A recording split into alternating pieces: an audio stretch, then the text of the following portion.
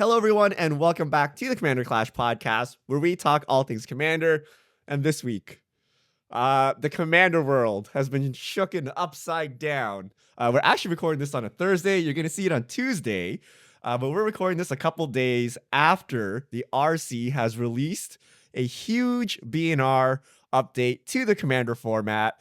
Dockside Extortionist banned, Jeweled Lotus banned, Mana Crypt banned, Nadu Winged Wisdom banned. Now, we're going to talk about the actual bannings, and we're going to talk about all of the community kind of fallout that's happened.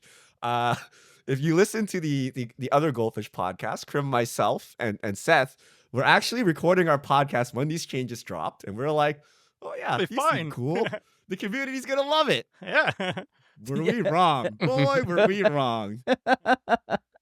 So we're going to touch upon the cards, what we think about gameplay-wise. We're going to talk about the price impact, the MTG finance impact. We're going to talk about the rest of the ban list, consistency in the ban list. We're going to talk about Rule 0. We're going to talk about CEDH. We're going to talk about market manipulation allegations. We're going to talk about inappropriate behavior against people in the RC and the CAG, etc. So we're going to try to cover like literally everything on this topic today. So join with me, Seth, who uttered the words, I think the community will like this. How do you feel? How are you holding up? I'm excited for this one. I've spent the last 3 days fighting with people about these bans on Twitter, so I am ready to talk some more about it. Crypt, the Asian Avenger. How are you doing? I mean, just like on the podcast we filmed that day, I was excited to see this ban come through. So yeah, I'm excited to talk about it. And Tomer, Budget Commander, you've actually released videos on this already. Yeah, if you want to hear my full thoughts on it, I made 2 videos on it. But I'm more interested to hear what you guys are thinking about this ban, because I haven't heard from you guys yet. Okay. Before we get into today's episode, today's show is brought to you by Ultimate Guard, premium protection for your trading cards. You can sleeve those Mana Crypts, Dockside Extortionists, and Blue Lotuses in Ultimate Guard sleeves. And then you can put them in your binder. You know what you'd actually do? You should get the 35-point magnetic cases, because your Jewel Lotus is now worthless and can't be used anywhere, and you put it on your mantle to remember the good old days of Commander. You joke, but... I think they'd be a great coaster, honestly. Like, you slab it and you use it as a coaster while playing. Yeah. Good. So check out ultimateguard.com, magnetic cases. And then also Card Conduit, the easiest way to sell your Magic cards. So get those to Card Conduit immediately. You can skip all the typing, time, and work associated with buy listing. The curated service lets you send in as many cards as you want, with buy list value $1 more, and you pay just a 5% service fee. You can use your sorted service where you list and sort your cards and pay only 2%. You get a detailed report and fast payment. Once your order is processed, you can get 10% off by heading over to cardconduit.com/mtggoldfish.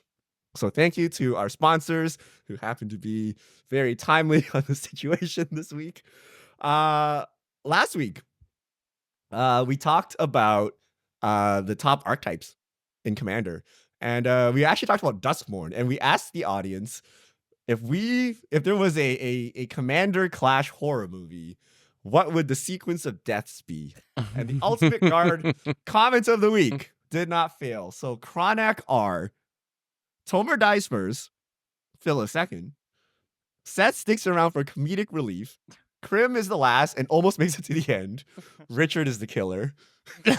No, that's just Commander Clash. True, that is just Commander Clash. I mean, Commander Clash embodied as a horror movie. Yeah. That is my horror. Every Commander Clash where Richard gets away with that. Every Commander game, you know, those Jeweled Lotuses into Dockside Extortionists. Right? Oh, All right, let's talk about the true horror here, the bannings. So I'm going to read the official RC explanations, and then we are going to talk about what we think about gameplay-wise before we get into the other factors, because the other factors are very real, right? But we're going to talk about casual gameplay first, because that's what we do. So Dockside. Dockside generates 4+ mana, 4+ treasures very easily in multiplayer games, which accelerates one player into mid game or even late game play starting as early as turn 2, as the creature is easy to recur and often games would revolve around the 2-drop. So Dockside, any reason to keep Dockside? Do we agree with this gameplay wise? Oh, I mean, have we not, like, any chance I get, I think I've already spewed as much vitriol as I could to get this thing banned, right? Like, I'm just like, please delete this card. This card needs to go.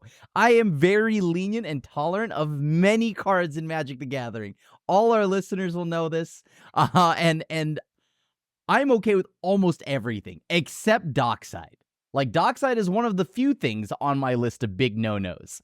So, yeah, I agree with this banning. I wish it happened a lot earlier, to be honest with you.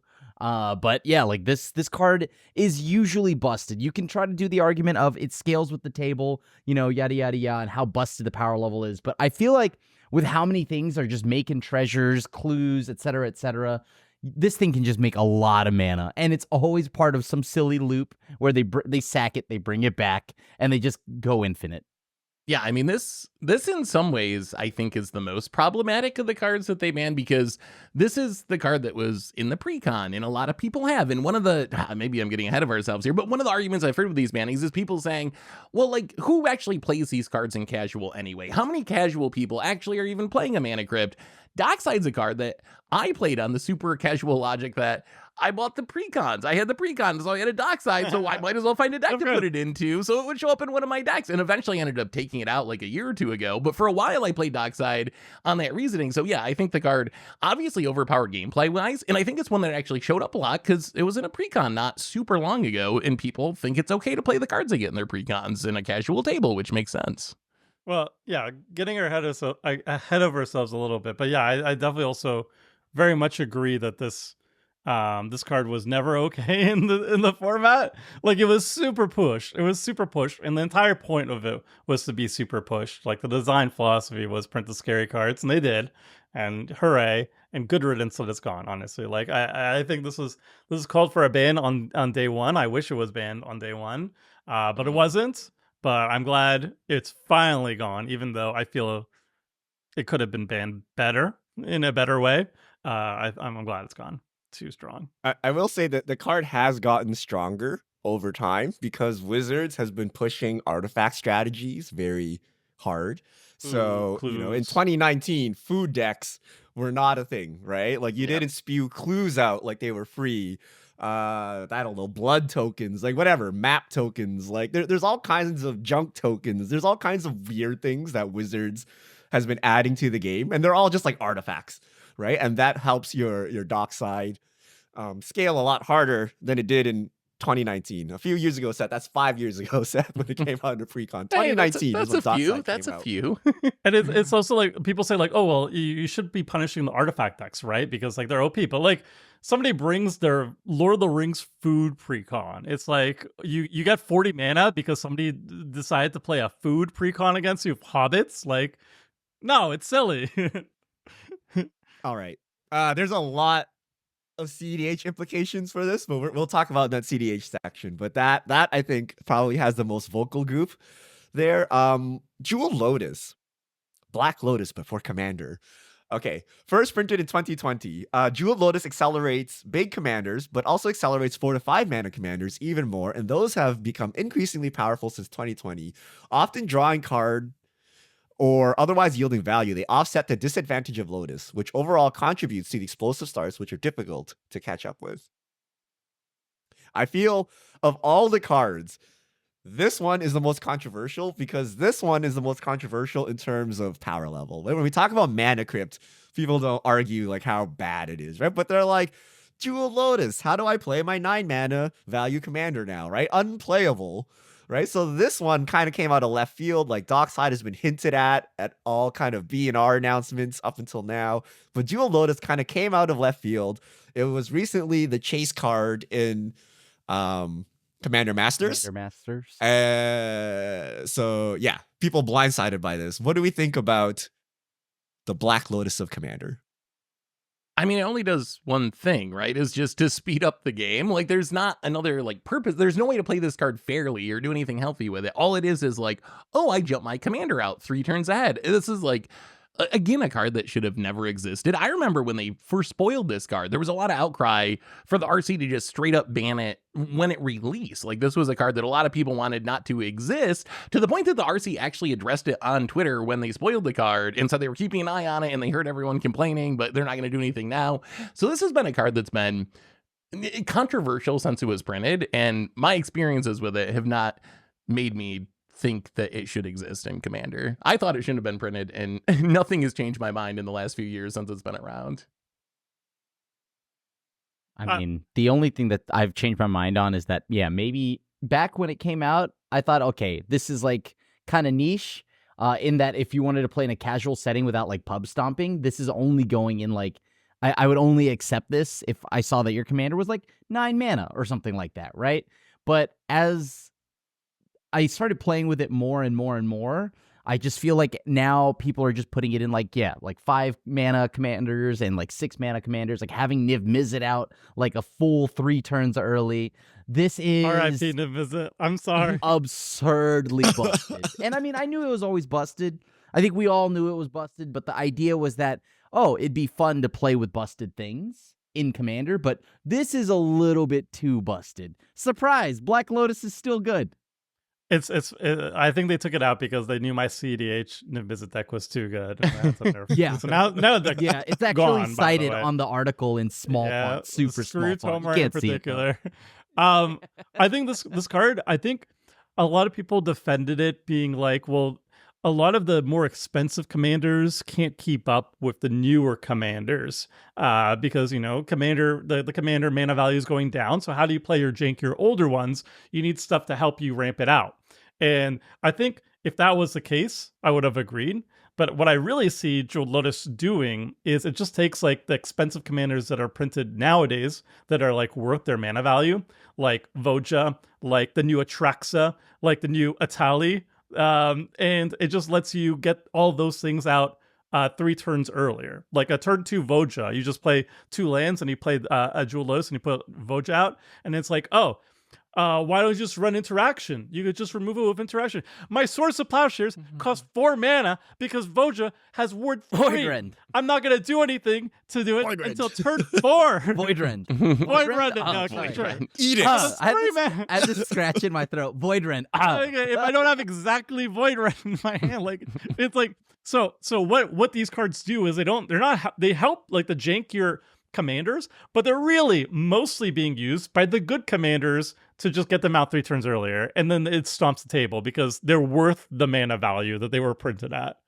Like Sauron. The powerful commanders that are getting cheated out are definitely not where like I think these decks are needed. These commanders are already busted enough. You don't need them out on turn 2. And it's worth mentioning that they actually called this out in the ban announcement, where like since Strixhaven, they've seen a lot of these like super snowball-y cards be printed by Wizards, and that's kind of the reason that we needed to have these bannings. So I think that kind of lines up with what you guys have been saying, is like in the past when you were ramping into some janky 8-drop Kamigawa legend, like who cares? But when you're ramping into Vojas and Mirams and like these super push snowball-y cards, it becomes a different equation. But sorry, what were you going to say, Richard? So this is where I differ from you guys. I'm okay with Jewel Lotus. Like, I understand know. why it could be banned, right? Like, it makes sense to be, right? But I'm not, like, strongly against it, right? Like, I could see how it could be okay as well. It's only broken when you play the broken commanders, right? So if you Jewel Lotus into some I agree with that. mediocre power level 7 below commander, it's, like, kind of trash. You probably actually set yourself up to go negative, right? When you power out a super high powered commander, this thing is insane, right? So like Volja is a good example, right? So I think that's like okay-ish.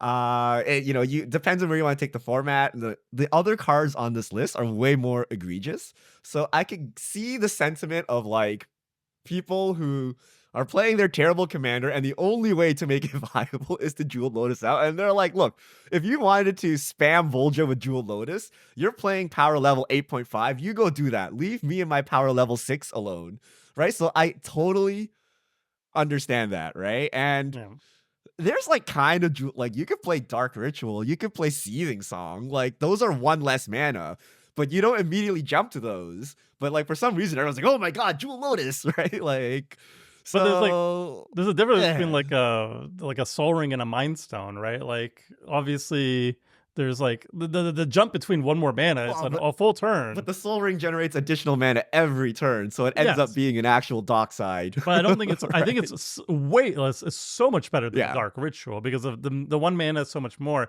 And like I agree with that sentiment. But like if you look at EDH Rec, people like it hurts the 7 mana jank commander. But those are like the vast minority of cases that are actually using the Jewel Lotus. The vast majority of people are not getting out their OG 7 mana horrible Kamigawa commander out. They're just using it for like getting out a tally 3 turns out earlier than normal. So like if it was the case that most people were just using it for jank things, I don't think it would have been banned. I think it would have been fine because yeah. So that's the card. I'm like 50-50. I don't really care. So if I don't care, I would just keep status quo rather than ruffling feathers. Like this one I think is not worth ruffling feathers for, but it's been done. Mana Crypt. Printed in 1994. It's lasted 20 years. But today is the day it needs to go. It's an extremely powerful accelerant, which, if drawn in the first 2 turns, immediately moves its controller to mid-game spells. The drawback of losing 1.5 life per turn is not significant in a game which ends in turns within 5 to 6 turns and starts at 40 life. It is banned to lower the number of available mana-positive rocks in the first few turns, and in doing so, decreases the frequency of extremely fast starts. Now, Mana Crypt has no comparison. If you are comparing Mana Crypt to literally anything, you're pure coping, right? Because it's a 0 mana spell that nets 2 mana, right? So like it turns like Every your like tutors into mana positive spells, right? Like it's very important in CDH because like it's just literally net 2 mana and then it stays around for the next turn. So anyone that says like Soul Ring is the same, like no, Mana Crypt is clearly like a step above Soul Ring, even though Soul Ring is insanely busted. So should we keep this? I think though? Is it really? The closest It's been thing here for to 20 this- years. Like I the think that's closest a thing good to argument, this is right? Ancient Tomb, right? Ancient Tomb that's with Ancient Tomb is a land. though. But that's also It's a one land less drop. mana, right? It's one less mana and guess it's a land so. drop. Well, it's Okay. it's one less. I think it's one less mana. That's why the big difference. I think it's closest to Soul Ring, but like Soul Ring, like they're equal to each other after the first turn that you play it. But the difference between a Mana Crypt turn 1 and a Soul Ring turn 1 is I can go Mana Crypt into a 3-drop. So a Soul Ring you can only do a 2-drop that's colorless. So like I could go turn 1 Rhystic Study. If I have Soul Ring, I have to go turn 1 Soul Ring, turn 2 Rhystic Study, which is awful. It's just the Tomer spellbook. Unplayable. Tomer. Get this trash out of here. Yeah. But I yeah, mean, it's ridiculous. I think if we're talking about gameplay wise, are any of us and any of our listeners really going to be surprised? I have a good feeling of what our general consensus of this banning is, and I think that this should have also been done a long time ago. I think I don't know. Maybe I like after playing Clash and like being on Clash for however many seasons now, I really like the fewer amount of mana rocks that are positive in that exist in the meta, like in the bannings mentioned. I think that's good. I think the fewer of those there are in the meta, that's better. I think this is a net positive for gameplay. Yeah, I have a lot of thoughts on this one, but most of them are not super gameplay oriented. Like gameplay wise, I think Mana Crypt is just not a good card to exist in casual Commander. We've talked about this many times before, but my least favorite play pattern, and one of the reasons that we have our house bans on Commander the way we do, is to try to avoid those games where like someone immediately arch enemies. Like we used to have games like this when we were playing Soul Rings and Mana Crypts all the time, where one person's dropping their 6 mana commander on turn 2 and everyone else can't do anything about it. And it leads to a bad experience no matter what. Like either you run away with the game and win, which isn't a very fulfilling experience for everyone else at the table, or they beat you down and take you out of the game. And that's not a very fulfilling experience for you if you got to sit there for an hour while your friends finish a game that they had to take you out of on turn 5 to stop your fast mana start. So I think as far as gameplay is concerned, I think getting rid of it is like purely upside. There's a lot of inconsistency issues though, and it does feel weird compared to the other cards that The other two were cards that I already kind of disliked because they were printed specifically to be busted in Commander. Mana Crypt's a little different, that it exists like organically on its own for 30 years. So it feels different than the other two cards we've talked about, but gameplay-wise, I'm still glad it's gone. For some reason, Sol Ring is considered the face of the format, even though this card has been here for 20 years. Or 30 years, actually. I can't do math. We won't 30 get there. years. We won't get That's the there. next paragraph. No. I mean, we'll get to the explanation. We're gonna get to Nadu in a second, but I will point out that I think the people that are against Mana Crypt bans fall into two categories. One is like they believe nothing should be banned, like fair, right? And then two, it would be something like about consistency, because we do have Moxen, we do have Soul Ring, we do have other things that are mana positive, not to the same extent as Mana Crypt, but like, you know, is Mox Opal cool? You know, is Mox Amber cool? Like why Mana Crypt? So we'll talk about consistency in a second. Last card I don't think anyone cares about because it's Nadu. First printed this year, banned this year. He's the Birdman. It's an inexpensive commander, popular colors that yields overwhelming resource advantage. Even without building around, it leads to long, non-deterministic turns with little opportunity for interaction. Whereas it's not obvious how powerful Nadu is, and temptation to play it led to a lot of miserable games, because you want to see the first time Nadu player trying to figure out the combo lines. I think no one cares about this because it's a new card, right? You're not as invested. It was a cheap card. And then we all kind of acknowledge how miserable the play pattern is. So I think most people would be like, they should have just banned Nadu and I'd be cool. Right? Like, I think if it was just Nadu, no one would care, right? And then it's the other cards. No one has complained about Nadu being banned. I don't think I've seen a single person come out on like Team Nadu and be upset about that. There'll be one. I'll give you one counterpoint for Nadu, which is, I guess, logistics. There's no warning for these bannings. So there were people that were planning on playing Nadu at their CEDH tournament this week. Now they don't have a deck, right? So it would have been nice if Wizards just made this announcement. It said takes into effect 2 weeks. So if you still have tournaments or like, you know, official events, you have some time to prepare. So was that a scheduled ban list update? Like, does anyone know that this was scheduled like 3 months ago, right? So I think if you scheduled, I think in this case, like, isn't that how all bannings work? Like, there's a date when we know things get banned, and that's when things can change. But I don't know about the, like, you got to give them a 2 week buffer because of their CEDH tournament. Like, we don't do that in Standard or Modern or Pioneer. Right? But they also did give a warning last time. Wasn't the last ban list update, they said, like, we're keeping an eye on Nadu? Yeah, but imagine you're like on your way to your tournament, you're in the airport or whatever. They're like banned immediately. You're like, what? Well, but like, any notice? I don't know. What's the point of that? If they say like last month or something, they'll be like, oh, we're looking at Nadu, and then the ban list is coming up, or the ban list update's coming up. It's like, well, they gave you the warning. I don't know. I feel they could have given you 2 weeks notice and nothing would happen, right? You would still get the same outcry. You would still get all the finance implications, but at least tournament organizers don't need to sit around being like, well, should we allow this card because it's last minute, and like, what should we do? Right? Like, it's just weird logistically. But again, CEDH is not what they optimize for, let alone CEDH tournaments. Yeah. But they say we're closely monitoring Nadu in July 2024 quarterly update. Let's talk about the elephant in the room, MTG finance, right? So obviously, for all of us, we thought gameplay-wise, these should all go, right? And we were all like, no-brainer. Yeah, cool. Good job, RC.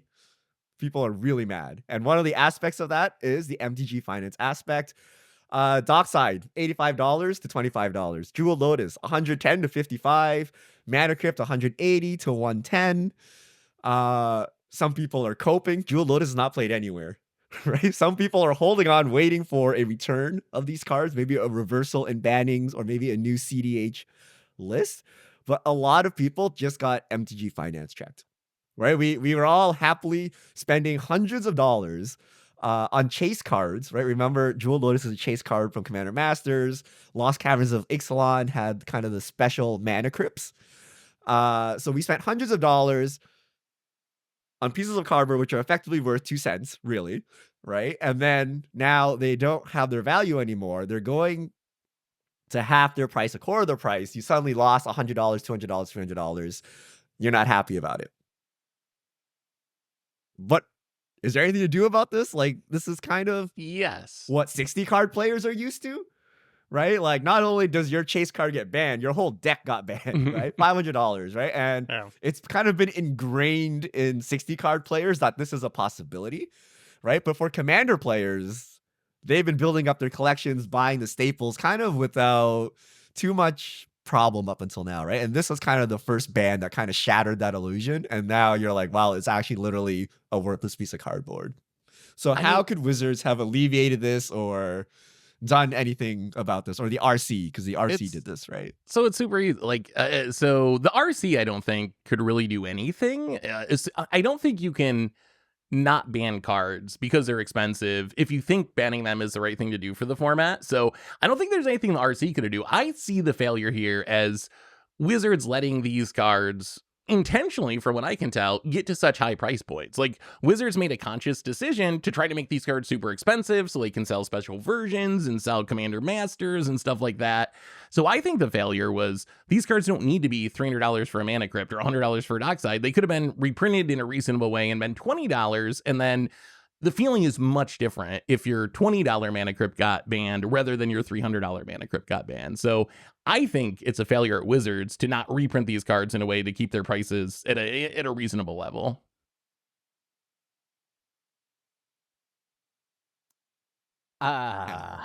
Jewel Lotus is Okay. reprinted in Commander Masters at Mythic. So At Mythic, which is like, look at Soul Ring. Soul Ring would be the same price as Mana Crypt, but they put it in every precon and it's $2, even though it's the most played card. They have the power to do this.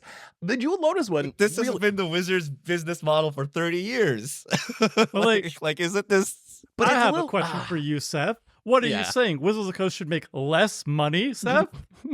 Think Yeah, about the shareholders, Seth. I mean, they have to carry Hasbro. but if they, if I they mean, end up that is the thing. They have to be carrying Hasbro the last if couple we don't of make a years. jeweled Lotus and we make sure that it's a chase card to sell all of our cards to make more profits on our next quarterly update, we'll be sad. explain this? Hasbro. Explain this to me, because I've been thinking about this the last few days. How is Jeweled Lotus any different than a crypto rug pull? Like, as far as I can see, WotC just basically crypto rug pulled the community. They designed this card. They made their NFT. They made it really expensive. They hyped everyone up about, like, you got to buy this. And then they just get rid of it and ban it after they made all their money off of it and leave the community holding the bag. Like, what is the difference between this and a rug pull?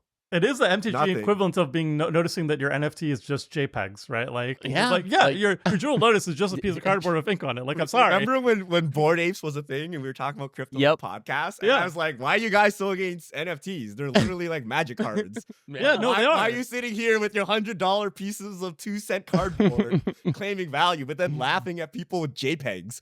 Right? Yeah. It's like the I same. play with my JPEGs. I mean, I play with my cardboard.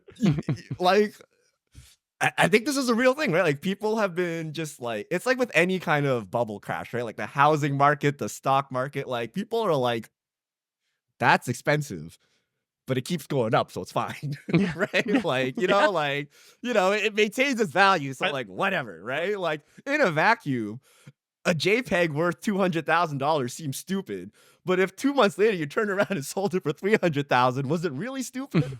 Yeah. Right? So it works like that until you're the last guy where it goes 300,000 to zero, right? And this banning brought about an event that turned your Jeweled Lotus from $110 down to like, I think like it hit like 20 or 30 or something. If you look at the lows, it's kind of bounced back. But people are getting checked, right? Like, you are buying pieces of cardboard, right? And your faith in Wizards to maintain the market and maintain the value of this is kind of shook, right? You kind of expect that when you spend $500, maybe they reprint stuff, like it goes down to $450. Like 10% loss for my hobby is fine, right? You don't expect it to go to zero. And this kind of showed that, and people are upset, and probably rightfully upset too, right? But they've been kind of playing this game the whole time. Right? Yeah. And it's just they weren't aware of it, right? But now they're made like very aware of it. So I think this is kind of Chronicles 2.0, right? I think people's confidence is shook, right? There's some people saying like, oh, you gotta bring back the reserve list. Reserve list was how Wizards fixed the Chronicles debacle, where everyone lost faith in the value of their cards. What does Yeah. Reserve List 2.0 looks like? What does Wizards do in 2024 to restore customer faith that their cardboard is actually worth $100? I don't know. I Like have an that. idea. That's a I have hard an one. idea. So you print Jewel Lotus 2. You know, like Meat Hook Massacre 2. This is Jewel Lotus 2. It's the same thing, but it's serialized, obviously. So there's only 1,000 of them in existence. And they have a little thing in it. You know how they say like this planeswalker can be your commander? This says like this Jewel Lotus 2 will never be banned in Commander. Yeah, Done. The RC may not ban this What card. did you put it in the Oracle text? Is that doable? Only 1,000 though, so you have to. There's a chance in your collector booster that you can open it. They should actually say you can play this in your deck if your group rule zeros it. That's what they should put on every card. I look. This is where, okay, obviously the empathy goes out to anybody who like spent all their time, money to get these cards, right? Like it sucks having that happen, but am I just desensitized to something like this? Yes. I am, because you're the man that buys like $500 comic books. No. Like what I mean by that is like I've played Yu-Gi-Oh. I needed 3 tour guides to the underworld. Each one was $200 a piece. They were $5 the day after in like 24 hours. And then Dark Armed Dragon was $200. $5 in 24 hours. So don't get me wrong. I do think this sucks. But I guess my main thing here is, yes, that is in Yu-Gi-Oh! This is in other things, but just like it also in Standard, right? Having all my staples banned, or whatever, errata, et cetera, et cetera. Point is, I guess my main thing here is when I go into this, I am not expecting to maintain any value. And I think that's my expectation with going. I think that is a healthy approach going into a card game. I'm not saying that, you know, like, oh, haha, it sucks that you got dunked on. It's more of like, yo, this is rough, and I understand, but it is the risk, right, of going into any card game. This is not the same as like, you know, like buying a house or something like that. I went in, I knew I was going to lose money because I'm sorry that you can't play with those cards. Obviously that sucks. That's the main thing here. But like the finance side of it, I just fully accepted that I was going to lose money at some point. Tarmogoyfs are like a token now. I've gotten so many cards devalued. So I guess, is it just because I've gone into this already accepting the loss? I think that's part, because I think, so one of the best ways I heard someone explain this is that a lot of casual Commander players think of Commander like a board game almost. And the idea that a piece of your Monopoly set could be banned and you wouldn't be able to play it is a foreign concept to someone like that. Is someone who's played Yu-Gi-Oh! Or played 60 card formats. I have a super high tolerance for bannings. I actually like bannings because to me it means I'm gonna have a new fun format to try out new things in. And like the financial impact sucks, that's the downside, but it's worth it because it's gonna make the metagame better. But I think that this is the first banning a huge amount of Commander players have ever went through, especially the first meaningful banning. I know we had like Worldfire unbanned or Golos banned at one point a few years ago, but like cards don't get banned in Commander. So this is like a brand new thing for a super casual audience. So I think that's why so many people are upset about it. If everyone was a Yu-Gi-Oh player and a 60 card player, I think the reaction would be a lot different. But I think this is really jarring to a lot of people who have never experienced something like this. And they think of Magic very differently than maybe me and you do. If we had yearly bannings, I don't think yearly bannings and then like other things they could have done better, I think, that we can get to later, I think it would be much less of a shock to these to Commander players. Yeah. Well, also, but yeah, there's no problem for them, right? Like they played Jewel Lotus in their pod. Their pod is great. Yeah. They've been enjoying the game. Like a part of one of the arguments I've seen is Commander has grown to the biggest it's ever been, right? Everyone's enjoying Commander. They're eating up the product everywhere. It's working like as is. So why go throw a wrench in it, right? Like apparently Rule 0 worked enough with Jewel Lotus and Mana Crypts and whatever, and it was fine, right? Otherwise Magic wouldn't have grown this big if it was not fine. So the problem is like if this doesn't affect you in any way, you enjoy Jewel Lotusing out your jank or even you Jewel Lotusing out your visits, because some other people on the internet complained, your game is now changed and you're not happy about that. Right. So that's a valid take, right? Like because there's so many players, trying to appease one part of the population is going to ruffle feathers in the other, right? And I don't know, Yeah. like that's a problem, right? And then Mhm. it's a problem that costs money, right? Because not only did your game change, you just lost a bunch of money too. Now you're really mad, right? Like you just bought Oh yeah. the chase product, right? Now you lost a bunch of money too. Especially like So- when you bought like all a these mystery booster box cards thing, right? that I worked hard to get for, saved up numerous paychecks to buy one for. Yeah, I know how miserable that feels, right? And so I can see why like that would be annoying. But is that just not a problem with just innate just like busted cards too? I mean, Right? Like these I opened a Jeweled Lotus in one of my Commander Legends boxes. I got very excited, and now it's worth a quarter of what it was. Like it sucks. I get that Oh, when people pull cards that are also- really good.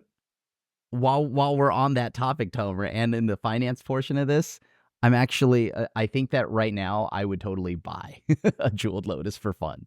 No, Because now I can like go ahead. Yeah, I I'm gonna- genuinely I'm think gonna guys. I'm gonna I- This is Sharpie not it. financial I'm gonna advice. Sharpie Here it and come the make it a conspiracy Lotus theories. petal. This Can you imagine? You just like Sharpie it and you change the thing, and it's just like it's a Lotus petal now.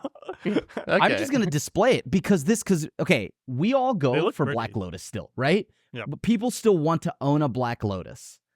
And to me, that's like it's not playable anywhere unless you're playing Powered Cube. It's just a piece of art, right? It is a piece of art in a history in Magic. I think Jeweled Lotus is a piece of history in Magic.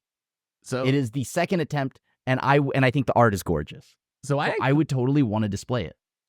so crafts and displaying is fine, but I actually think there's an argument that like the market has overreacted to this, and obviously not financial advice, but I think this makes it more likely that CDH becomes its own format eventually, and these cards exist in a format like that eventually. So I actually think people might be freaking out too much in trying to like dump their cards too quickly based on like an emotional reaction to this news when Yeah. things could look a lot Do not differently a dump. year or two from now. I'll give you guys the opposite. People are coping, pure cope. This card is going to zero, like close to zero, and everyone tried to buy the bottom or trying to like hold it through. I feel it's cope. Now, of course, these are just opinions from Seth and I, right? Right, Like, yeah. do what you will with the information. But an interesting thing that Seth brought up is CDH. So part of this, okay, so let me give you the rundown of how this actually impacts CDH. It is like huge. So a lot of people are saying red is dead, right? There's two reasons to play red in CDH: Dockside and Breach. Dockside is a huge part of that. Now that that's gone, that's a big problem.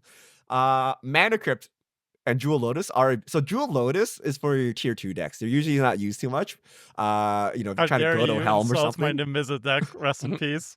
But Mana Crypt is an actual tutor target that's mana positive that you really want to see as you're like ad nauseuming, as you're doing whatever, as you're like breaching out of your graveyard, stuff like that, right? So these two cards have like a huge impact on the CDH metagame. A lot of people are saying that, red is dead. You're just further killing diversity, right? Now what's viable has become even less. And then some people are so upset that they're like, oh, someone is going to come up with a new CDH ban list, right? And there's going to be a new format, one where Jewel Lotus, Mana Crypt, Dockside is available, and we're not going to be sullied by Casual Commander, right? So those are kind of the 2 points that came out of the CDH discussion. What do you guys like think about that? And should we even be considering CDH here? Because clearly from the RC, they're like, we didn't really think about CDH. It's fine. We're trying to get toward casuals. And then CDH people here in shambles. They're like, what do you mean you didn't consider us, right? Like, we're part of the format too. We're trying to play the game. What do you guys think? What the CDH players always say that I hear is we just want to play by the same rules as everyone else. We want the same casual stuff as everyone else. We just take it to the extreme. So if that's actually your philosophy of your format, is like, we're fine with this being a casual format where the ban list is managed for a casual format, and we just want to take it as far as we can under the same rule set as everyone else, I don't see how this changes anything. Like, we ban Nadu, we ban Fury, we ban cards in Modern, a new best deck emerges, like the metagame figures itself out, you have new things to try. So I'm not a CDH player, so I don't want to like speak too heavily on it just because maybe it's way worse than I think. But my thought is, the meta will adjust and be fine, and it'll just, something else busted will happen. You're still going to be able to do really powerful things with your CEDH decks.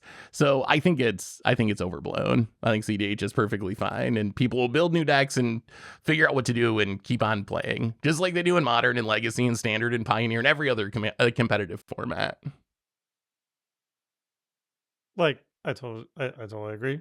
I think Yeah. think the RC has, like, even in this ban list, the RC has made it clear where the bans are aiming for, and they say it's where Rule Zero's not working, and that's lower power tables at pickup games.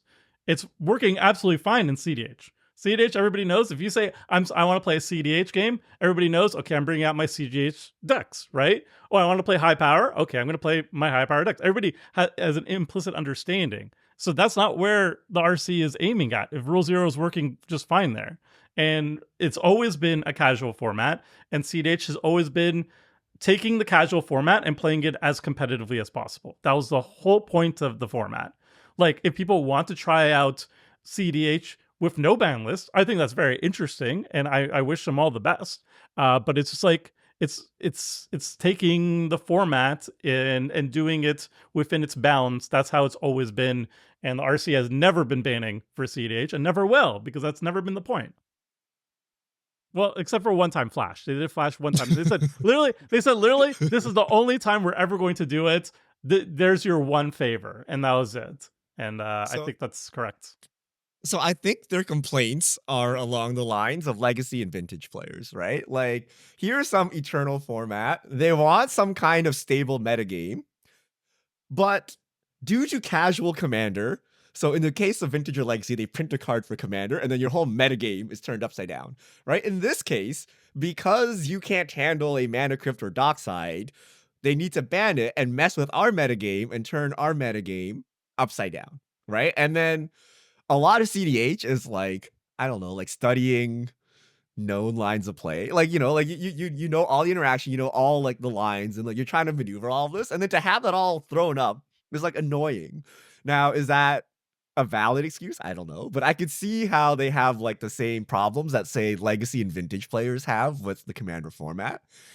On starting a new rules list, I think it's like almost impossible, right? Because the CDH community is not one unified front, right? It's split, right? There's a reason why no matter what we do, people complain, right? When we propose a new ban list, people are like, oh, but we're commander players. We want to play at high level, but same rules. Now they're like, no, we want our own rules. Like, screw these casual players, right? So because there's like a 50-50 split or something of these players, the only way to get a real ban list is you need to have like an SCG level circuit that has the reputation, right? Like a constant CDH circuit that's the go-to place to play CDH, and they implement their own house rules, right? But because they're so popular and they're so trustworthy, whatever, everyone just over time plays with those house rules, and then that becomes a solidified CDH deck list. Now, I don't know if that actually exists, but it's like very hard to do, right? Like, you need to actually get to the point where like actually 90% of CDH players go play in this tournament, so whatever their rules are actually the real rules, and that's hard. Things were trending in that direction like a few weeks ago with what's the big CDH tournament organizer? Do you know the name off the top of your head? Was it is Top it Top Deck? Deck? I believe it's Top Deck that like does the tournament series and was like creating their own RC and their own ban list, and then it had a lot of like They failed. Yeah, like Nazi stuff going on or something, and it kind of became a little huge bit more mess than for just non-magic failing. reasons. So Yeah, so, but a little bit more. But the Jeez. idea that a tournament organizer could end up like making the ban list, that is something that I think could happen in the future, right? Like, I think it seems realistic to me that that could happen eventually.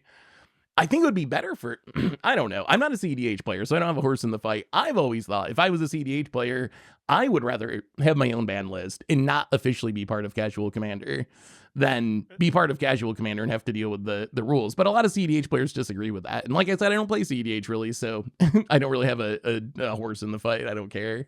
I'm so curious as to why, but I guess I don't know either, because I agree with you in that sentiment. I think, why wouldn't you want it to split off into its own format? Yeah, Because you want to would play be the my same guess. format. that like you just want to play the same format, but the best it can be. But then you deal with I think Mana Crypt being banned and Yeah. Lotus being, that's the cost. Like, if that is your opinion, the cost of that is then your Mana Crypt's banned now. It's also like, unfortunately. why pick up CEDH when like Legacy is right there? It's because why I wanted to play Commander, but I wanted to play as competitively as possible. But then it comes with all the thing of you have to follow the casual ban list, right? Like if I wanted to get into competitive Magic and I wanted to play something with a competitive ban list, I would go to a 1v1 format, right? But if I wanted to play Commander competitively, aka CEDH, then I play Commander, right? And I just work with what I've got, you know? And I think that's the appeal. Like some people are like, no, I don't want to play 1v1. I want to play Commander, but I want to play it as high powered as possible.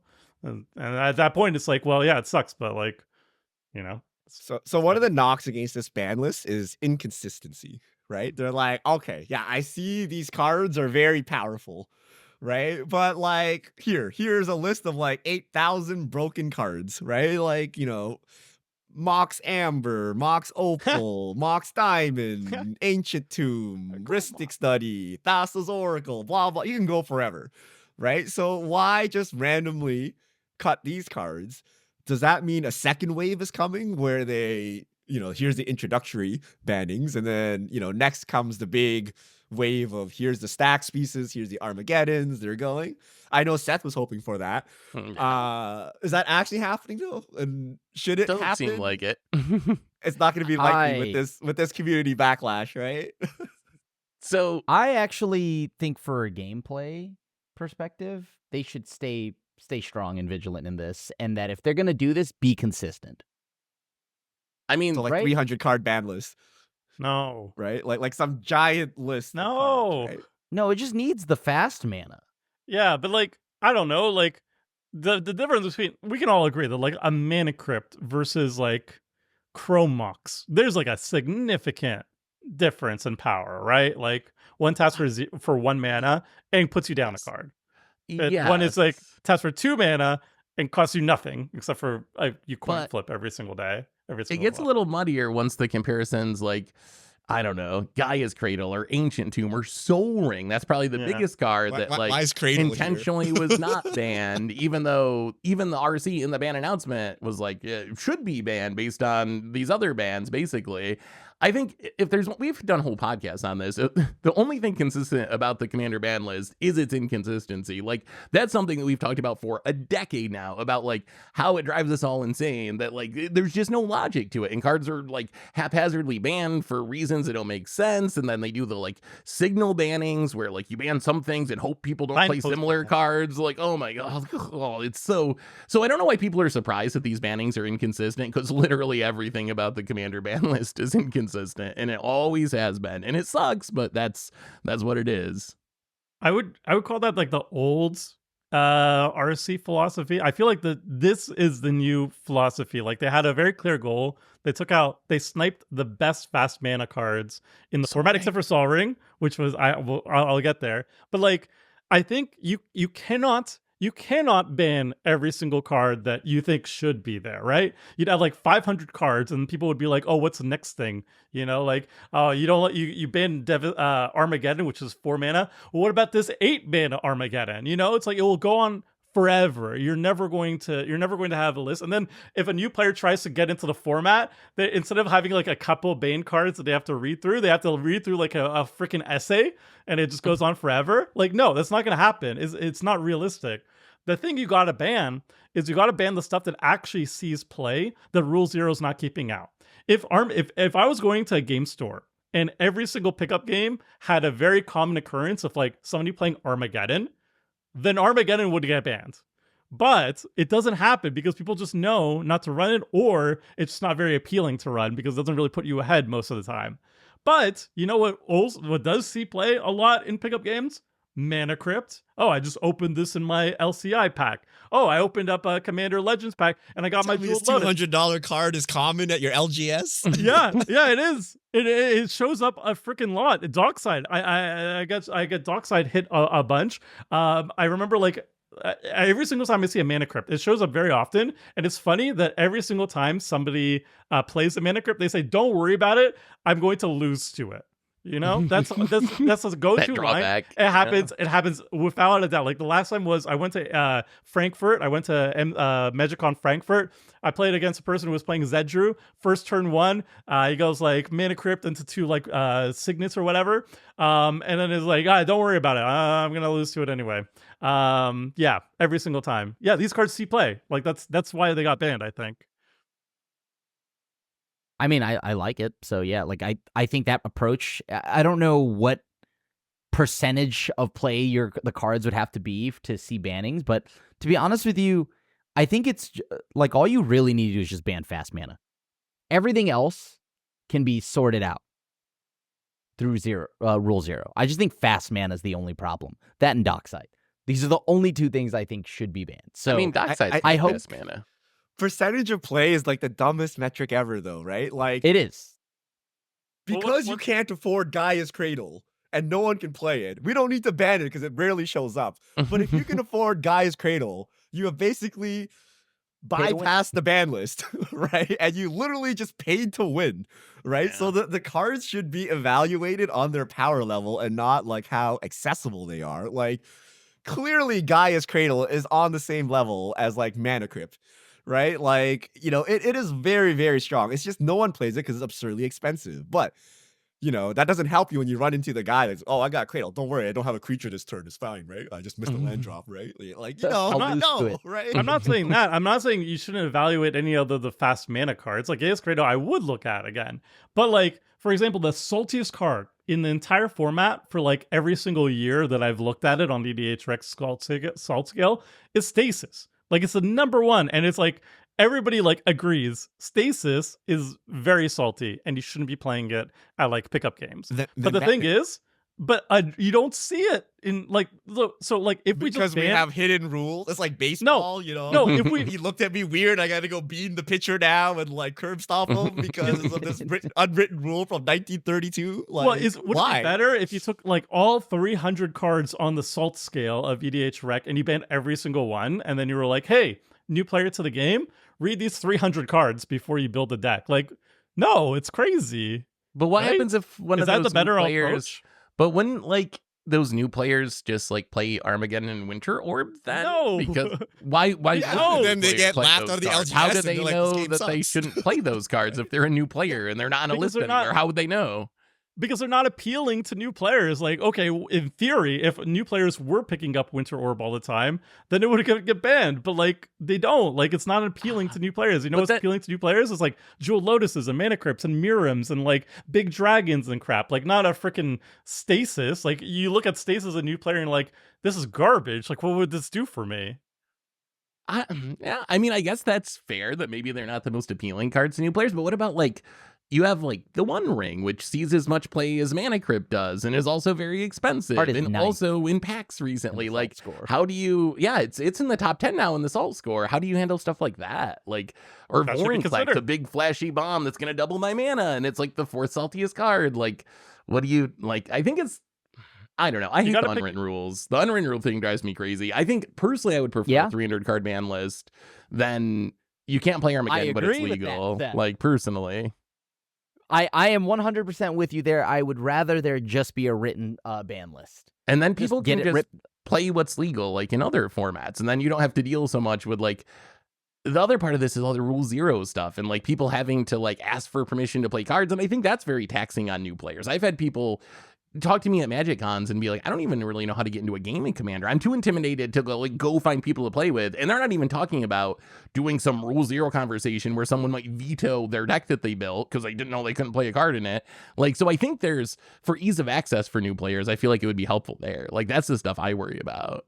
I think One. to some extent it's a communication issue because you're never going to get rid of Rule Zero in a casual format. You're always going to, at the very least, like you're going to have to have a conversation about like what power level we're going for. I would consider, people say like, oh, Rule Zero and pregame conversations are not the same thing. I think the shorthand, you just put them together. You're always going to have to do that because like, what if I want to play my precon deck?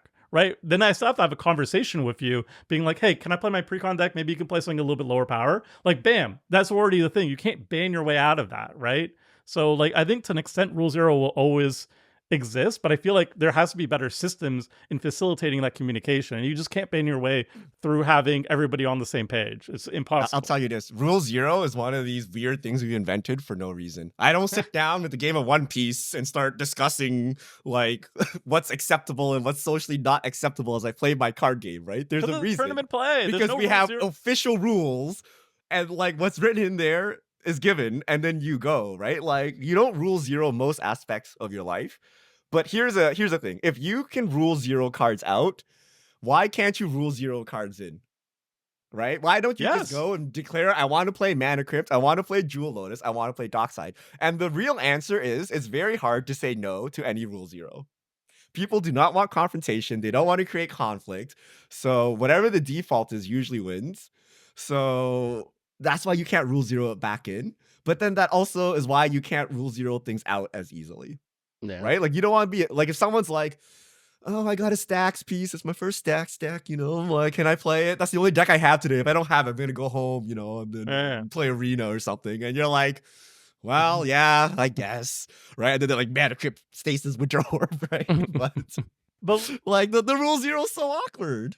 But like, I think that's like when people are saying like, oh, I have to take out Jewel Lotus out of my deck. And I play with all my friends. I play with my friends, regular play group. I just play with them and we all play with Jewel Lotus. We all like these cards. Why are you making us taking it out of our deck? And like, the answer is like, you don't. Like, if you're just playing with a regular play group and you were all fine with playing Jewel Lotus and Mana Crypts, what is, like, nobody's coming to your door. Like, the Pinkertons aren't coming to take out your Mana Crypts and Jewel Lotuses from your decks that you were playing before with your friends.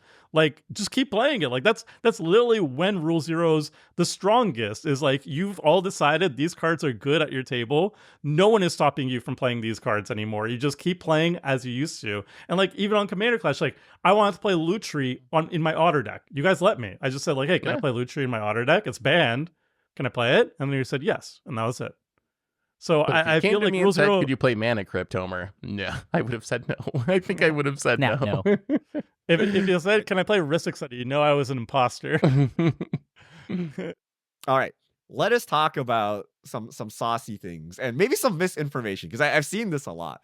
And one of the things that people that don't like, which goes along with the MTG finance implications, is alleged marketplace manipulation.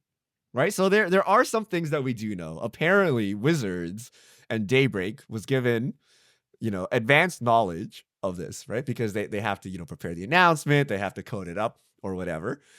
Now that's a fact. Now here are some alleged things. So I've seen posts on Reddit saying that there's a lot of insider trading. Someone knew and prices dumped the week before. And there are pictures to TCG player graphs. And I actually looked into it. I actually talked to you guys. The graphs are wrong. So the graphs actually show that the week before the bannings, so up until the 22nd, there's like a huge price drop. But if you look at their sales data, they just accidentally included Monday's data in last week's. So the if you actually look at the individual sales they're posting, they don't start taking a nosedive until after the bannings. So there is no clear like, oh wow, everyone just dumped the week before. Even though the graphs look like that, it appears to be some kind of visual issue with TCG Player. The other alleged thing is big card stores took these cards off their buy list. And now this one, we don't know, right? Because it just could be they had enough Jewel Lotuses and they didn't want to buy anymore. Or it could be they were tipped off that this was coming and they didn't want to pick up the copies at full price. What do you guys make of this? And is that true? Were there actually buy lists that took down the cards? Or is this just people saying that is something that theoretically could have happened? No. So buy lists were not buying the cards. Buy lists were literally not buying it before it happened. But you don't know ran out of money, or they had enough inventory, or they knew about this. Like you know, there's no way to really know this. And then of course, stuck on this are all the people that placed orders or sold cards during this time of turmoil, and then the price change happened, and then things are trying to get canceled or refunded. TCG Player actually updated their policy. But yeah, alleged insider trading and the very real financial implications of these changes. Is there anything to do about this? I don't know what you could really do about it with the current setup. I haven't seen anything that makes me convinced there was like some massive insider trader thing going on with this. I think it is incredibly likely that some people knew about it ahead of time. I think that's almost like when so many people and you're talking to wizards and then a friend of a friend and you're talking to people on the keg and like some people probably knew, but I haven't seen anything that suggests a whole bunch of people were like dumping their cards weeks early or anything like that. So I don't think there's really anything that you can do about it. And if I saw a huge price drop, a week before the announcement or something, I would be the first one that would be like, wow, something fishy is going on. We got to figure this out. I just don't see that in this case. So I don't know. I think the insider trading thing is overblown. There's probably some individual people who sold their couple copies of a card because they heard about it early. But as far as some big conspiracy, I think it's unlikely in this case, or at least there's no evidence of it in this case that I found.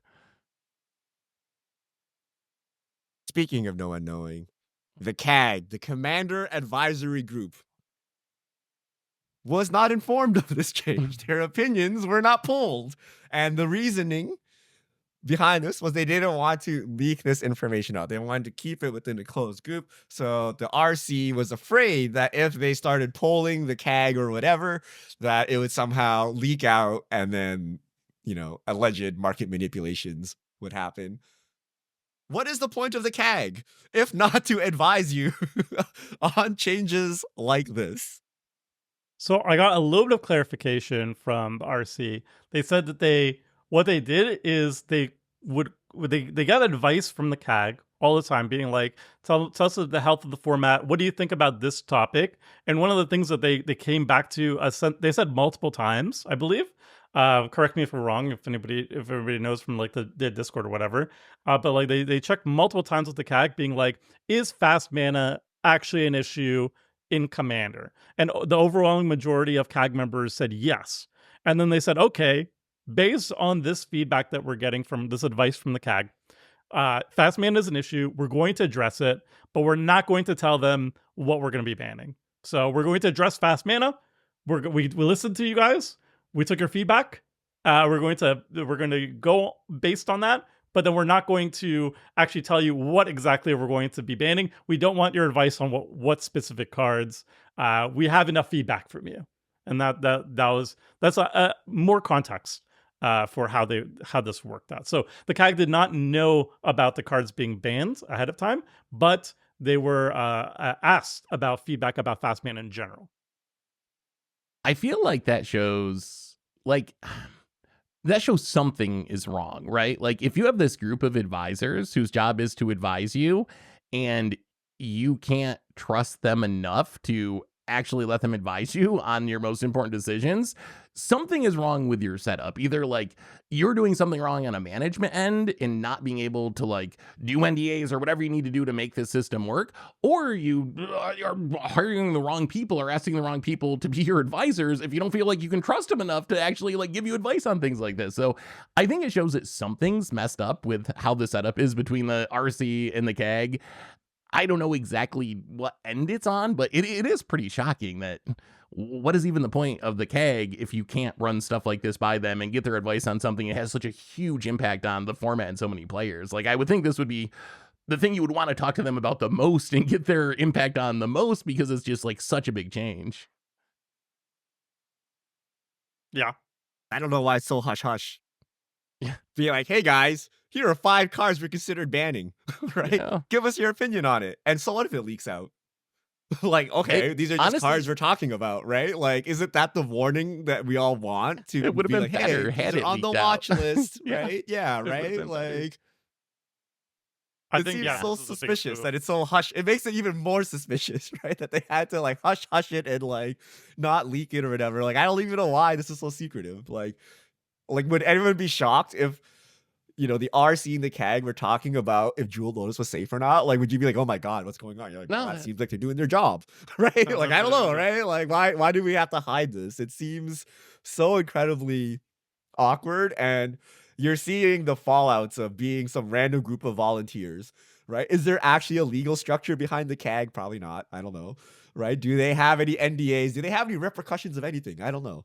Like, if they decide to make choices in their best interests as opposed to the best interests of Commander or whatever, is there any repercussions outside of kicking them out of the CAG, which is just a title, so like there's no repercussions, right? Like if you actually work at Wizards of the Coast, the repercussions would be you get fired, you lose your source of income, or you get sued because you signed an NDA or something, right? There's like some legal structure of rules, some kind of rules or ban lists of things you can do and do not do, right?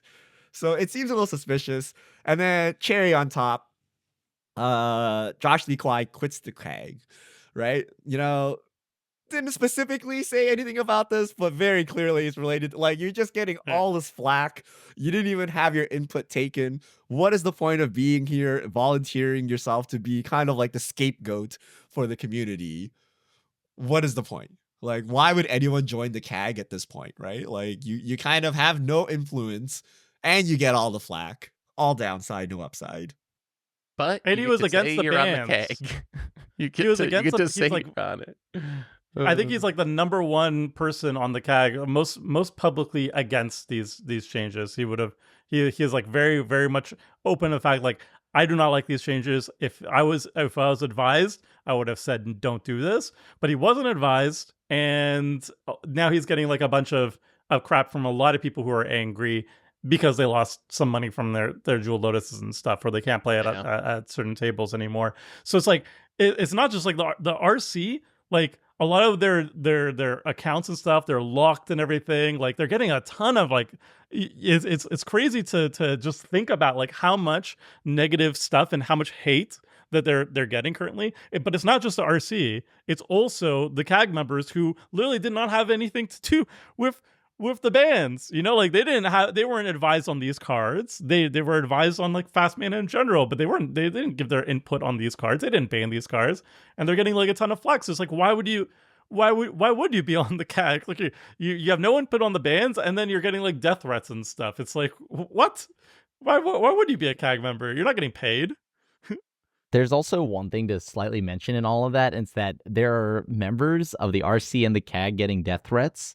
And it's like, yo, it doesn't matter if they oppose the ban or they were for the ban. Like, I heard there's doxing. Y'all need to calm stuff, down. Like y'all need to calm down and consider a healthier relationship with your hobbies if you're sending death threats. Yeah. I mean, it's one thing to lose a couple $100, but that does not give you the right to start threatening people and doing this inappropriate behavior. And this is like a problem with the internet in 2024, right? Like just the littlest thing.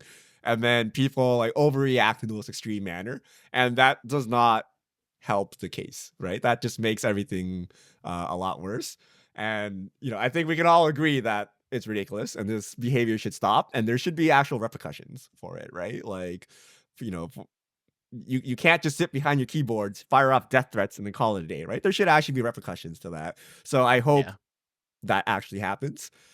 Where does the RC go from here? So I think more bannings is off the table, or do you think they're just going to say house on fire? Let's clean it up while while we're doing the renovation. Let's clean it all up.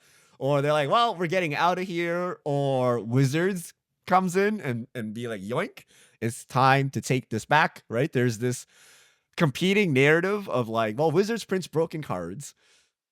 RC doesn't control that, right? So RC takes them out, but then Wizards can't control what RC takes in and out.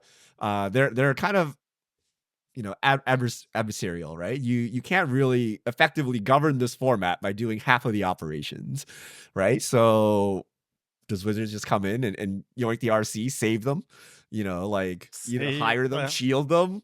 I mean, I don't want to be volunteering for the RC and getting death threats, right? If you want that, like pay me a lot for it, right? Yeah. Like instead of volunteer work, right? I mean, that is one thing to put into perspective is that, these people are doing it because they clearly love the game. They aren't getting paid for it or anything like that. And they're getting death threats for it. Dude, that's so silly. Good Lord. And like, I mean, you literally have to understand, even if you hate these ban lists, like if you hate it, it's like, I don't agree with any of this stuff.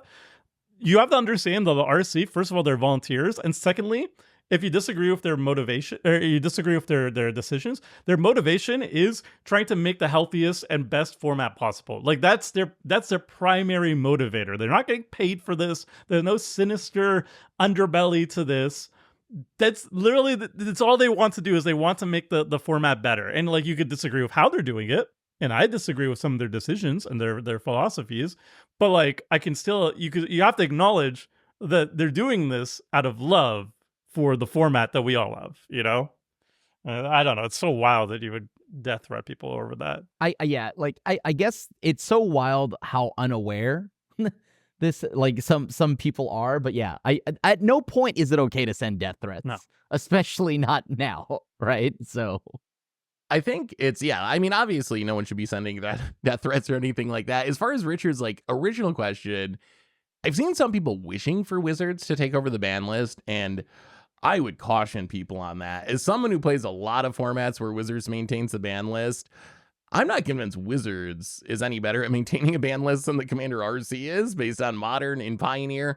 And at least, as Tomer said, the incentive of the RC, at least in theory, is to just make Commander as good as it could be and as much fun as it can be and have as many people played as possible, when Wizards' incentive is always to make as much money as possible, and that doesn't always line up with making a format as much fun as possible. Sometimes those things conflict. So I don't know. I've heard people going to just like, Wizards should just take it over, get rid of the RC.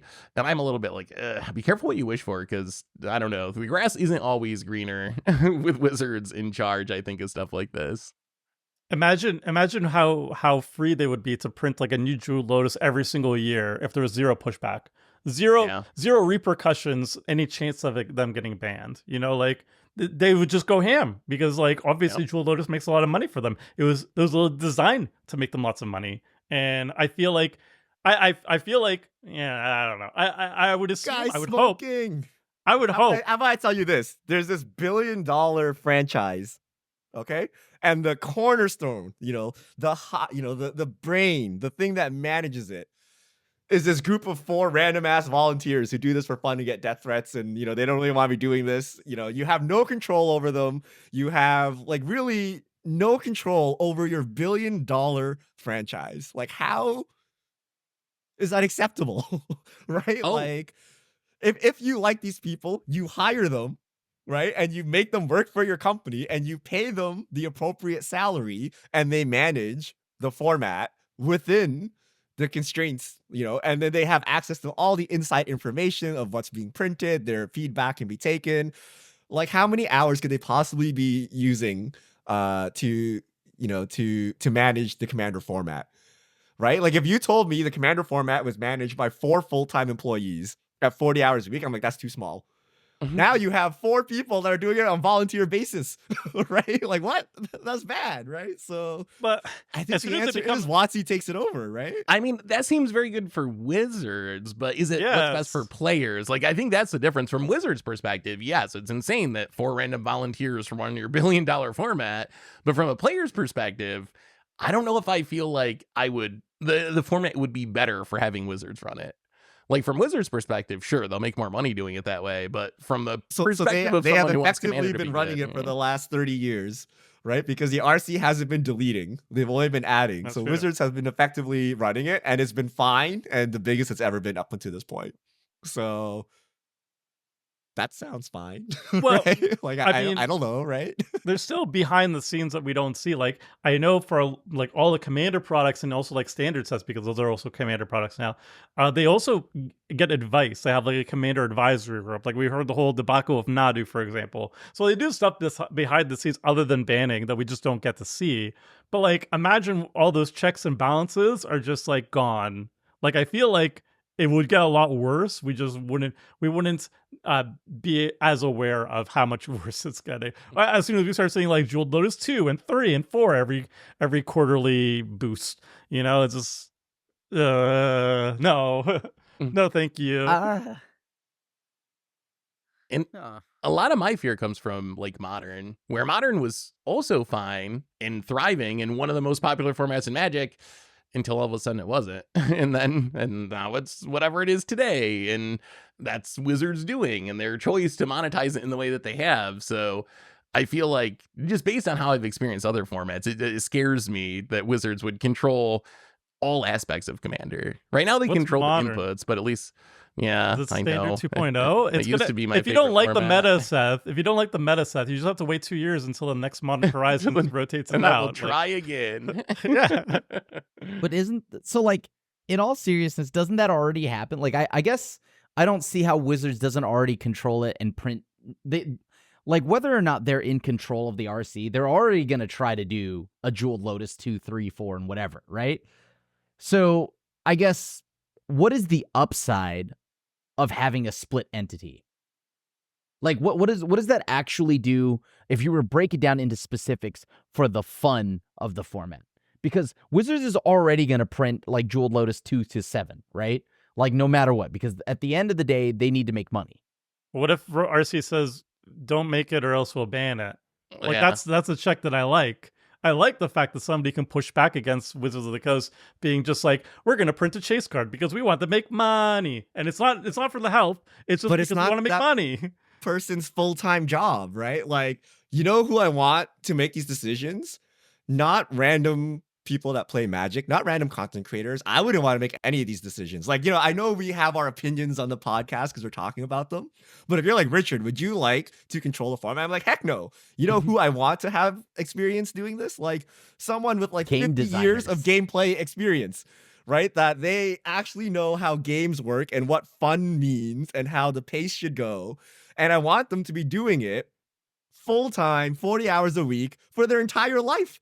And I want them to be the best at their job. Like, you know, if I were to choose, you know, who to work on, I would take the best gameplay designer in the, and maybe we have that. Maybe that's Morrow, but he's working on 60 card or something, right? But I would assemble this group and have them run Commander, right? Well, So, and it may be this group we have here. I don't know, right? But if it is, you hire them and you make them work full time, But it's right? conflict But of you know, interest. if it's not, why is it a conflict of interest though? because okay, they say, okay, we want you to make the if you're you're the best person at making Commander the healthiest format possible, but you're hired by Wizards, and then Wizards says, here's this card, we made it to make money and nothing else, and you say, hey, that card is not good for the health of the format, and they say, doesn't matter, we want to make lots of money, we're gonna print it. At that point, that's it. That's all you can do. You can't say like, no, I'm gonna ban it, because then you're out of a job. Like, But that's no, but it. You're assuming malicious intent on Wizards. I know we all love to say Hasbro suits, right? Okay, Hasbro has owned Wizards most of their life. Okay, so like everything is actually Hasbro's doing. But like Wizards' intent is to have the most fun game possible and to make the most money as possible. It's very hard to make the most money possible by having a terrible game, right? Long term, right? And if you've trusted Wizards for the last 30 years to keep that going, like I don't see why your trust suddenly falls apart today, right? Like I feel it's like not just all people trying to, they've- if they really want to take all our money, they could.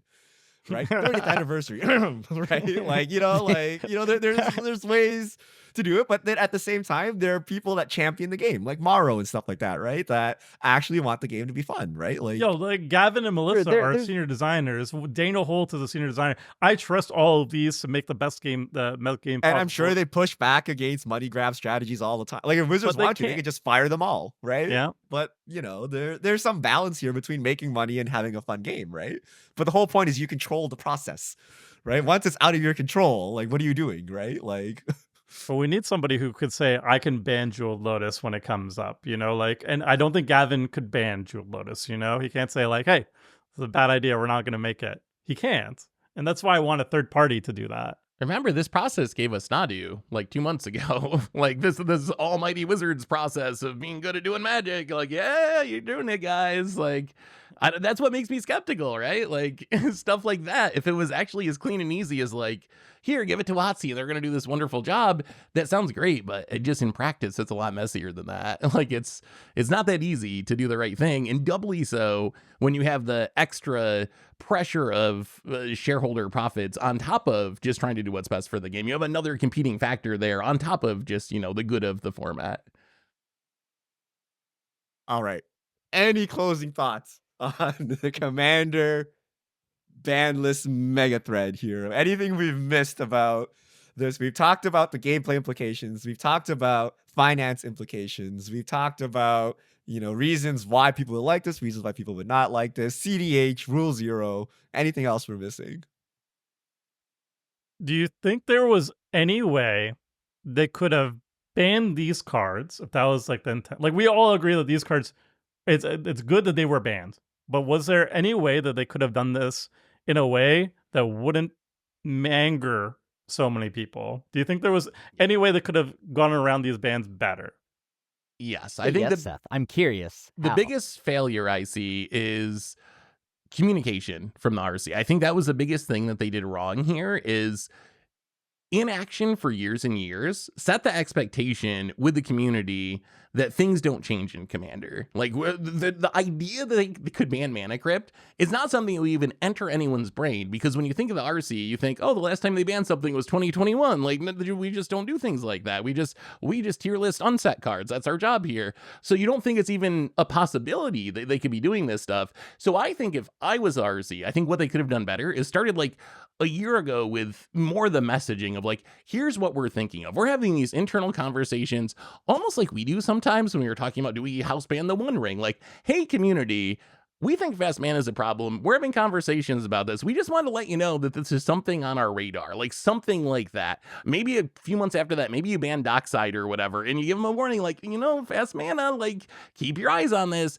Something so it just didn't make it so jarring out of the blue. Because I think a big part of the problem was going from one ban every 3 years to 4 of the highest value cards, or 3 of the highest value cards in another card being banned in one announcement with not much warning, very minimal warning. So I think that's what they could have done better, is just like communicate and kind of break that expectation of like, we don't ban things in Commander, and sort of set the stage for such a big change.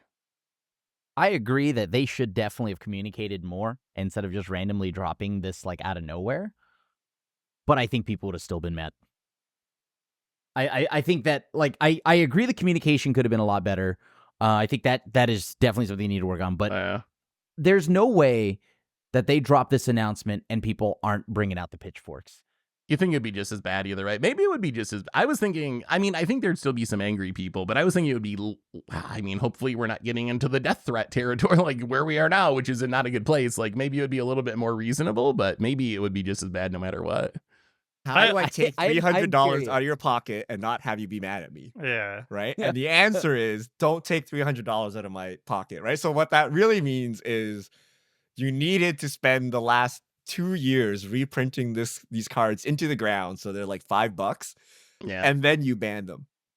But Right? But then that makes it money. way worse, right? Because they're so accessible. Yeah, right? And everyone has you them put now. this big campaign on like making them That would- everywhere. Everyone That would puts have them been in their deck. amazing, though. That would have been Right? amazing, because then everybody would play it at pickup games, and you'd see how miserable it makes like low power games, and everybody's like putting them in all their decks. So like every single game you go to, everybody's like, "Oh, Jewel Lotus starts turn 2 Voja, ha ha ha! How do I win so quickly? I'm so good at this game." Like, and if I'm it gonna happened lose all the to time, it, Homer. I'm gonna there would be lose like to it. people would be begging the RC to ban it at that point, because it would be everywhere. That would have been amazing. But then Wizards makes less money, so obviously impossible. How can they do this?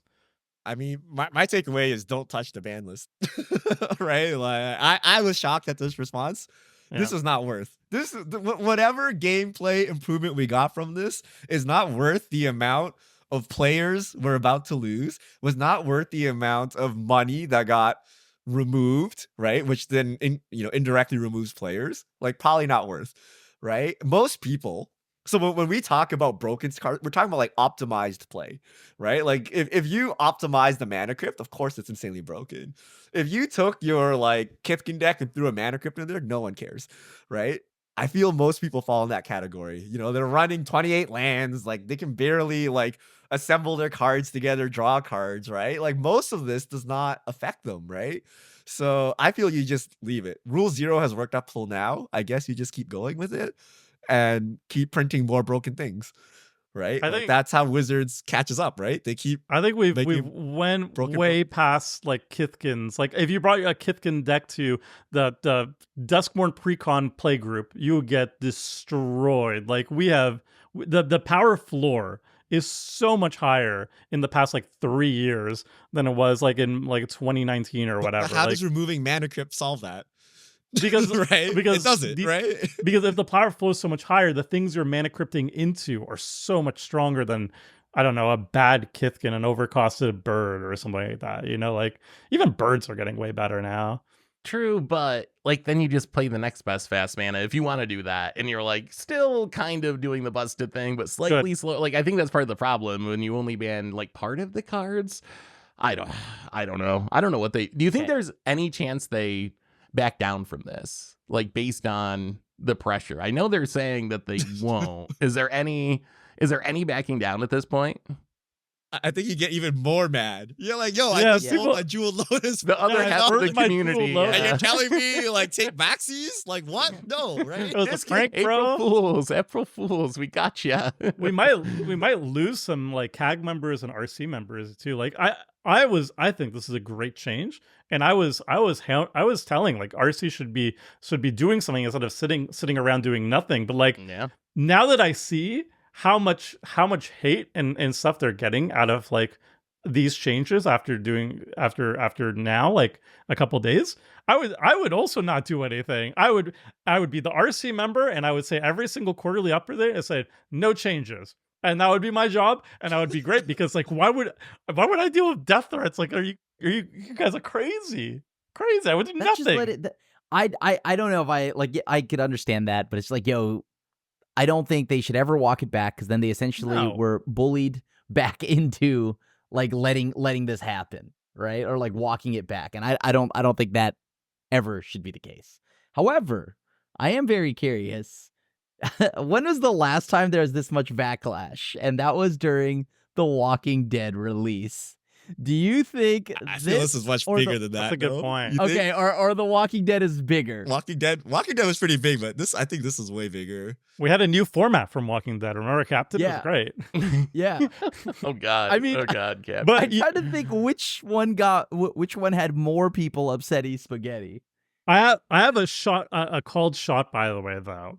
You can hold me to this. I want to see if I'm right because I'm hoping I'm right. But like everybody's hurting right now. It stings to take $300 out of your wallet. But what do you think in like a year from now, what the community response to this ban change is? Because my called shot is that people are going to look back at this change and they're going to be like, they were 100% right. They were 100% right. My pickup games got a lot better. What do you got? So I discounting agree with you. CDH, which I don't know the implications for CDH. It might make CDH suck. I think you're right, and I think it'll happen by like MagicCon Vegas. Like I think once people actually start playing without the fast mana, the light bulb's gonna go on, and they're like, "Oh my god, this is like so much better." Like I know it sucks, but like the gameplay actually is better. So I'm right there with you. I think it's people will come around to it, and Commander will be fine. CDH, I don't know, but casual Yeah, Commander will You guys be are perfectly so fine. optimistic. I think this is Apocalypse. So Krim said Walking Oh my Dead. God. I think it's actually Chronicles. Like, when was the last time everyone got yoinked, $100 to $300 out of their wallet? Most of these controversies are things like, I don't like the art. I don't like Walking Dead, right? Like What this about is modern like people players? got money yoinked out of their wallets, and it's the same problem we have in like modern today, right? You're like, look at the One Ring. It's $100. It's so good. Are they banning it? I have no confidence. I'm not buying the One Ring, right? I'm not buying into this format. I'm going to sit here and take a look because I think it's going to be banned. I don't want to buy $400 of One Rings, but I don't know. So I feel now when you see a $100 Commander card being sold in Commander Masters, whatever in the future, people do a double take now. They're like, is this worth? Is this getting banned? Right? And then there'll be a lot more ban discussions. There'll be a lot more consumer non-confidence, a lot more people just playing proxies or something, right? Yeah. If I told you have to play this game, but you print all your cards, you're like, well, that's kind of weird too, right? Like, why do I have to play as proxies? I just go do something else. So I feel consumer confidence is shook. And This sounds like the we mean greatest about the thing reserve ever. list, but what is Wizards going to do to reclaim consumer confidence? Because Chronicles was the last time this happened, right? Where like, hey, all your cards got reprinted into oblivion. They're worth not much. It's better for gameplay. Everyone has access to the cards, right? Gameplay has to be better. But turns out gameplay is not the number one factor here, right? Like the monetary aspect is a big part of this game, and we're all kind of glossing over that because we're content creators, right? But for normal people, it's a big deal, and they're showing it right now. So I think consumer confidence is shook. I don't know how you fix it, really. How How does does we Wizards- ever actually abolish the reserve list then? I mean, You don't. Yeah. You clearly don't, based on this reaction. Right? Right? You you- clearly don't, based on this reaction. sometimes you got to do the right thing, even if it's not popular. I think it comes down to that. I think the reaction is overblown. Like, not overblown. I think people are very emotional and angry, but I think a week from now, it will not be like this. Like, I think this is, my opinion is it's a short-term thing, and people will calm down and move on, and it'll be fine. I mean, like, and I feel for the people that have lost out on this, right? Like, again, the empathy is all there. Like, I've gone through it myself, but like, I guess the one thing is, yeah, I look at it strictly from the lens of gameplay. And gameplay wise, I think like Tomer's right. I think we're all gonna look back on this and it's gonna be better for the game. If we want to moving forward, like actually want to try to like abolish a reserve list though, like I don't think it's possible. Like if this is how the reaction from the community was just for these cards, ain't no way we're getting like a reprint of Underground Sea or anything unless they're $1,000 proxies. I mean, you power creep it. That's how you actually do it, right? Oh, yeah, But you there's no power way they one could way. actually reprint it, especially given the promise that they're not going to reprint it, right? There was no promise Yeah. of Jeweled Lotus, right? Yeah. And people are very upset, right? But there was a promise for Underground Sea, and now you're reprinting it. Like, there's no way, right? Do you actually think this many people own these cards? That's the other thing that I've been scratching my head on. Is there's so many people that are like, my casual deck is playing Mana, Crypt, and Dockside, and I got $800 a card. I'm just like, I didn't realize so many people playing casually played that way. It's wild to me. I thought those were like relatively rare cards. Like, they showed up on occasion, but I'm kind of floored by just how many people had money in these cards, and it sucks that so many people lost money on it for sure, but I'm just surprised. I didn't realize the number was that high. I thought these were more like CEDH sphere cards where a lot of CEDH players would have them, but I'm really surprised just the reaction on social media with how many people apparently own them. But I think it's also a fact that, like, because the cards are so expensive, if I lost like the value of that card, I will go onto the internet to post about it, you know? So I I guess think it's like that's- yeah. disproportional. Like if it was like a $20 card or whatever, yeah, some people would be grumbling about it, and especially if you want to just play the card. But if you lost some monetary value about it, you wouldn't be angry enough to go on the internet and be like Nadu. posting Not a like, peep about Nadu. yeah, no one it was a cares. $5 Not card. you. It was Yeah. a Not a $5 peep card. Nobody about Nadu. cares. Yeah. All right. So that is the Banning of Mega podcast. Let us know in the comments what you think. Will it blow over by MagicCon Vegas? That's a month from now. Or should we make merch of we were there for the banning were on there. September Make- like 24th? make a necklace of all the jeweled lotuses you own, right? it has no other purpose. No, don't do that. I genuinely do not do that, by the way. Keep those jeweled lotuses. They are beautiful pieces of art that you should frame and display. Or coasters. I want to use one of those. Or coasters. or coasters. So let us know in the comments what you think, and then we'll see you back here next week.